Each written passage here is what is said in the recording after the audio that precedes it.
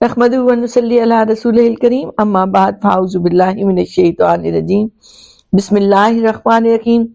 سورہ بقرہ کی آج آیت نمبر 218 سے شروع کرنا تھا۔ اس جملے سے آغاز کر رہی ہوں کہ اہل محبت قربت کی کشتی پر بٹھائے جاتے ہیں اور دیدار کے ساحل پر اتارے جاتے ہیں۔ اللہ رب العزت ہمیں محبت اور عشق کا مسافر رکھے، اس رب کی ذات سے ایسا پیار رہے کہ اس کے کلام سے بھی محبت ہو، اس کی ہر صفت سے محبت ہو، وہ جیسا چاہتا ہے ہم ویسا بننے کی کوشش کریں۔ پچھلے کلپ میں 217 نمبر آیت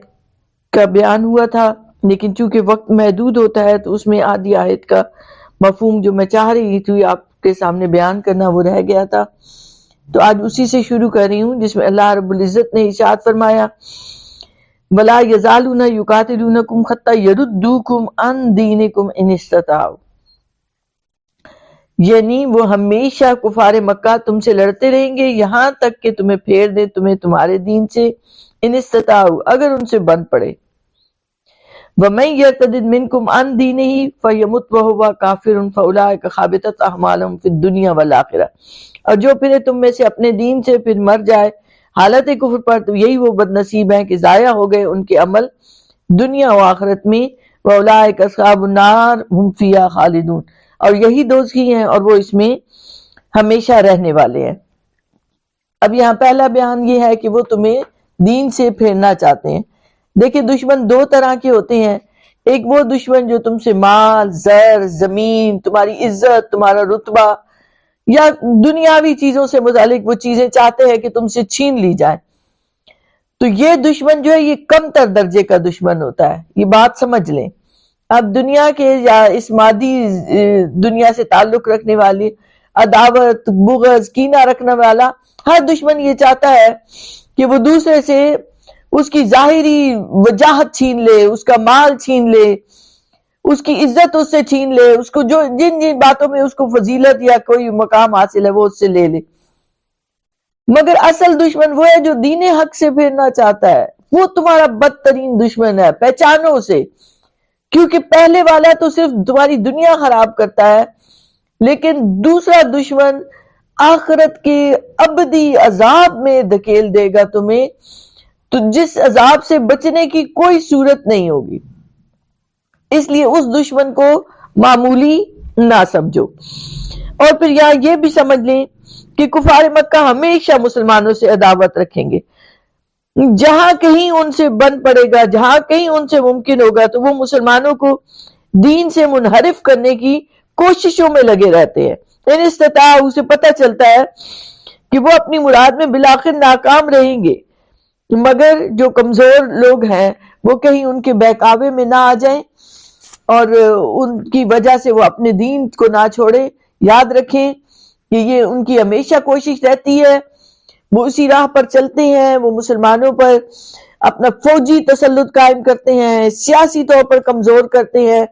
اور انہیں اتنا محتاج کر دیتے ہیں مسلمانوں کو کہ وہ دین پر نہ چل سکے۔ تو اس بات کو یہ ذہن میں رکھنا چاہیے، امت مسلمہ کو، پورے عالم اسلام کو تنبیہ کی گئی ہے، مسلمان رہنماؤں، حکمرانوں کو اپنی خارجہ پالیسیاں وضع کرتے ہوئے یہ بات ذہن میں رکھنی چاہیے، یہ اللہ نے بتا دیا، اور آج عالم اسلام اس حقیقت سے صرف نظر کر کے ذلیل و رسوا ہو رہا ہے، اور عالمی سطح پر کفر کا غلبہ ہے، اور جن کی باعث اپنے ملی تشخص کو بھی ہم کھو رہے ہیں اور ہماری اپنی پہچان ختم ہو رہی ہے۔ اور اس سے اگلے حصے میں مرتد کا ذکر ہوا ہے۔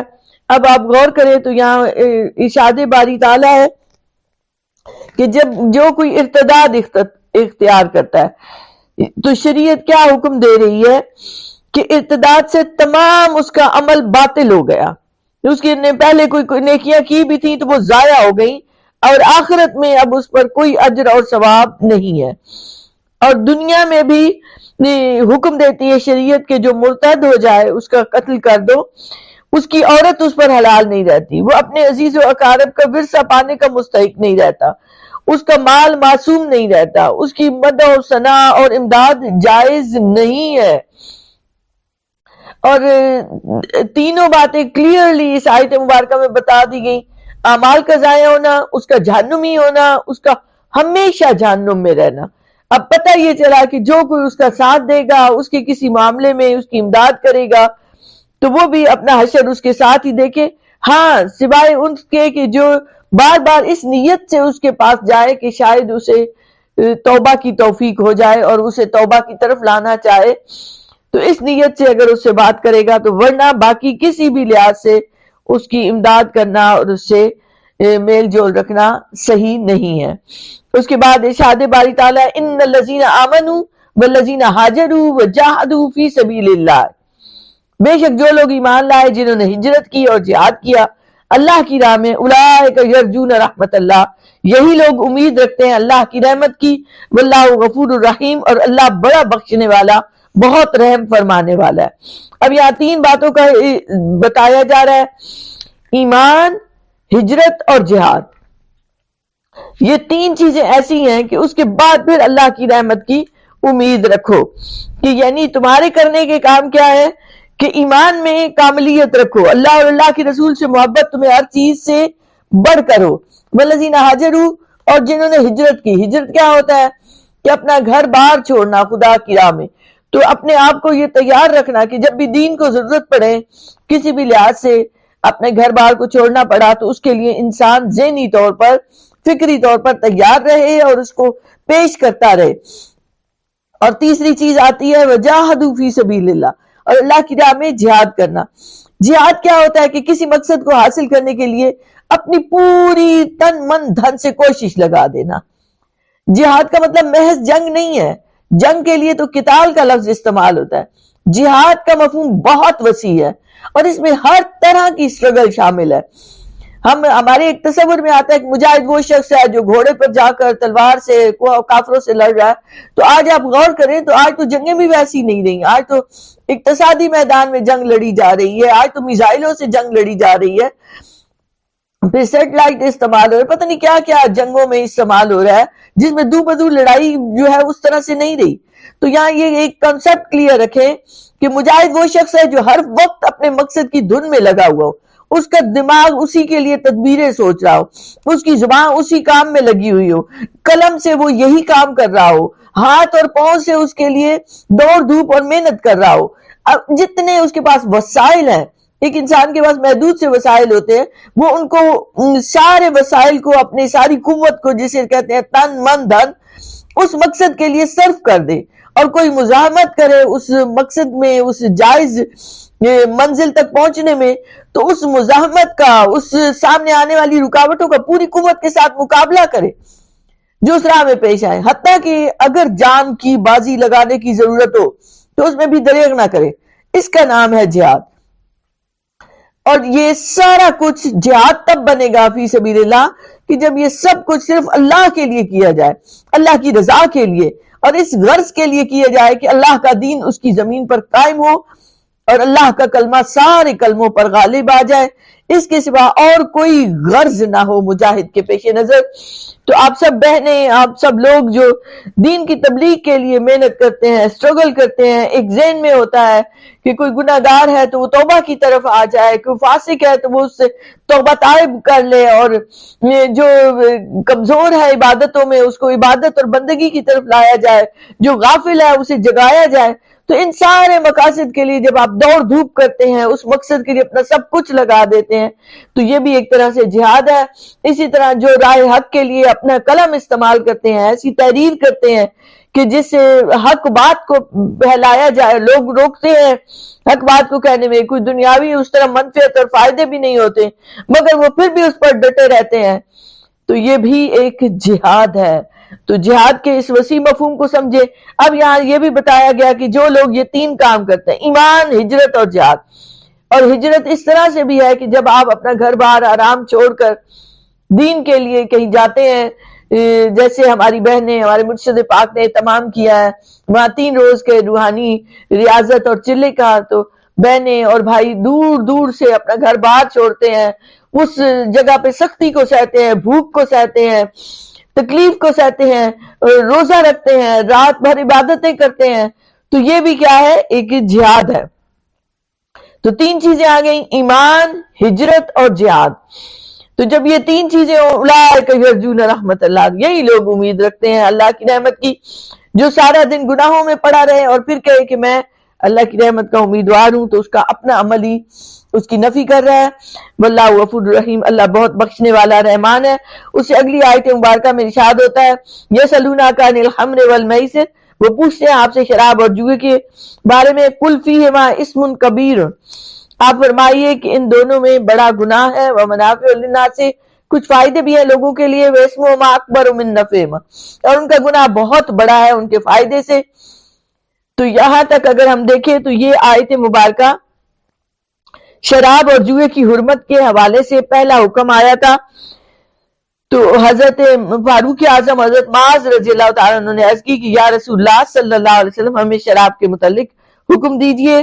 یہ عقل کو زائل کرنے والی اور مال کو ضائع کرنے والی ہے۔ تو اس پر یہ آیت مبارکہ نازل ہوئی۔ اس پر کچھ لوگوں نے شراب ترک کر دی اور بعض لوگ اس میں پیتے رہے، کیونکہ اس میں صراحتاً ابھی منع نہیں کیا گیا تھا۔ تو ایک روز کیا ہوا، حضرت عبد الرحمن بن عوف نے بعض احباب کو بلایا،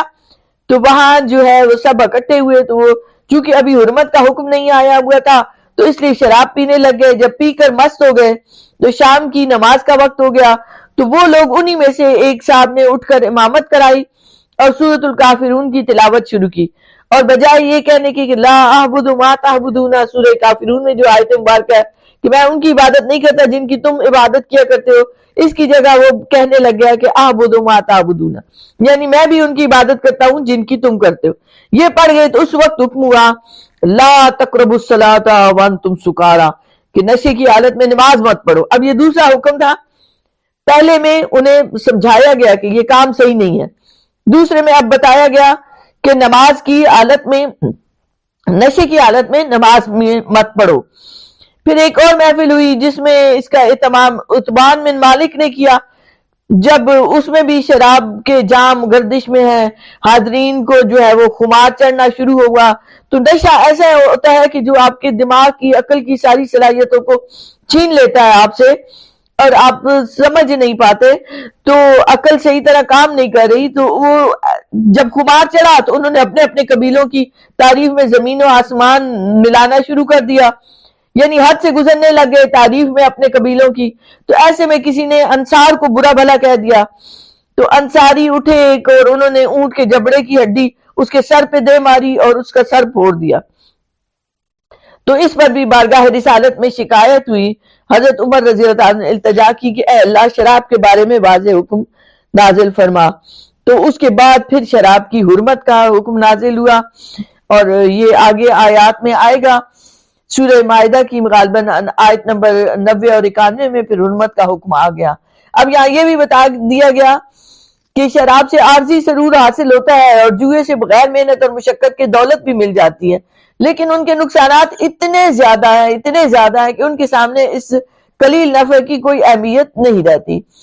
تو بعد میں ان کے لیے وہ سارے جو تھی شراب اور جوا اور ان سب چیزوں کو حرام قرار دے دیا گیا۔ اس لیے یہاں جو یہ پہلا حکم حاصل ہوا ہے، اس سے یہ بھی پتہ چلتا ہے کہ اسلام کا ایک مزاج ہے بتدریج ایک بندے کو اس جگہ پر لے آنا کہ جہاں وہ چھوڑنے کے لیے ہر چیز تیار ہو جائے۔ اب وہ تربیت کے اس عمل سے گزر رہے تھے، پہلے جو معاشرے میں چونکہ یہ برا کوئی ایسا عمل نہیں تھا تو لوگ شراب پیتے تھے، تو آہستہ آہستہ انہیں لایا جا رہا ہے۔ پہلے انہیں بتایا گیا کہ اس میں نقصان زیادہ ہے، پھر حکم آیا کہ نماز جو ہے وہ تم خود بھی تمہیں اندازہ ہے، تو نماز کے لیے جب بندگی کے لیے جاؤ تو نشے کی حالت میں نہ ہو، یہ دوسری دفعہ حکم آیا۔ تو تیسری دفعہ پھر اس کی حرمت کا حکم نازل ہو گیا، جس کے لیے اب ذہنی طور پر سب تیار ہو چکے تھے، اور بعض روایات سے پتہ چلتا ہے کہ سب نے مٹکے توڑ دیے جو شراب کے تھے، شراب مدینے کی گلیوں میں بہنے لگ گئی، جسے کتنا وہ قیمتی سمجھا جاتا تھا، مگر اب وہ ایسے تیار ہو چکے تھے یہ ذہنی طور پر کہ انہیں اب کوئی پرواہ نہیں تھی، وہ بس اپنے رب کو راضی کرنا چاہتے تھے۔ حضرت علی المرتضیٰ نے فرمایا کہ اگر شراب کا ایک قطرہ کنویں میں گر جائے، پھر اس جگہ مینارہ بنایا جائے تو میں اس پر اذان نہ کہوں، اگر دریا میں شراب کا قطرہ پڑے پھر دریا خشک ہو، وہاں گھاس پیدا ہو تو میں اس میں اپنے جانوروں کو نہ چروں، سبحان اللہ، اس قدر گناہ سے آپ علیہ السلام کو اتنی نفرت تھی. اور یہ بھی ذہن میں رکھے کہ شراب 3 ہجری میں غزوہ احزاب سے چند روز بعد حرام کی گئی. اس سے پہلے یہ بتایا گیا تھا کہ شراب اور جوئے کا گناہ جو ہے وہ اس کے فائدے سے زیادہ ہے، کیونکہ اس سے کچھ سرور سا آتا ہے، لوگوں کو خرید و فروخت میں بھی تجارتی فائدہ ہوتا ہے، جوئے میں مفت مال آتا جاتا ہے. تو عقل کا زوال، غیرت و حمیت کا زوال، عبادت سے محرومی، لوگوں سے عداوت، سب کی نظروں میں خوار ہونا، دولت اور مال کا ضائع ہونا، یہ اتنے زیادہ نقصانات ہیں کہ ان کے سامنے وہ فائدہ کوئی حیثیت ہی نہیں رکھتا. ایک روایت میں ہے کہ جبریل امین نے نذور پر نور سید عالم صلی اللہ علیہ وآلہ وسلم سے عرض کیا کہ اللہ تعالیٰ کو جعفر طیار کی 4 خصلتیں پسند ہیں. تو حضور نے پوچھا تو انہوں نے عرض کی کہ ایک تو یہ ہے کہ میں نے کبھی شراب نہیں پی، یعنی حکومت حرمت سے پہلے بھی انہوں نے کبھی شراب نہیں پی، اور اس کی وجہ یہ تھی، فرماتے ہیں کہ میں جانتا تھا اس سے عقل ضائع ہو جاتی ہے اور میں چاہتا تھا کہ عقل اور بھی تیز ہو. دوسری خصلت یہ ہے کہ زمانے جاہلیت میں بھی میں نے کبھی بت کی پوجا نہیں کی، کیونکہ میں جانتا تھا کہ یہ بت نہ نفع دے سکتے ہیں نہ ضرر. تیسری خصلت یہ ہے کہ میں کبھی بدکاری میں مبتلا نہ ہوا، اس کو بے غیرتی سمجھتا تھا. اور چوتھی یہ کہ میں نے کبھی جھوٹ نہیں بولا کیونکہ میں اس کو کمینہ پن خیال کرتا تھا. تو اس لیے ہمیں بھی ہر چیز سے، برائی سے بچنا چاہیے، جو اللہ نے حکم دے دیا اس پر عمل پیرا ہو جائے.